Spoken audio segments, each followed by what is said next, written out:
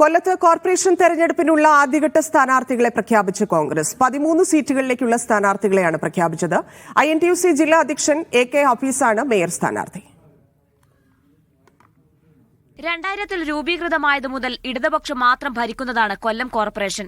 ഇത്തവണ ഏത് വിധേനയും ഭരണം പിടിക്കുക എന്ന ലക്ഷ്യവുമായാണ് കോൺഗ്രസ് ആദ്യം തന്നെ സ്ഥാനാർത്ഥികളെ പ്രഖ്യാപിച്ചത്. കൊല്ലം കോർപ്പറേഷന്റെ ചുമതലയുള്ള KPCC രാഷ്ട്രീയകാര്യ സമിതി അംഗം VS ശിവകുമാറാണ് പ്രഖ്യാപനം നടത്തിയത്. 13 പേരിൽ മുണ്ടയ്ക്കൽ ഡിവിഷനിലെ കുരുവിള ജോസഫ് മാത്രമാണ് സീറ്റ് ലഭിച്ച കൌൺസിലർ. മേയർ സ്ഥാനാർത്ഥിയെയും കോൺഗ്രസ് പ്രഖ്യാപിച്ചു. ഈ പ്രാവശ്യം കൊല്ലം കോർപ്പറേഷൻ UDFന് അനുകൂലമായി ജനങ്ങൾ വിധിയെഴുതുമെന്നുള്ള കാര്യത്തിൽ സംശയമില്ല.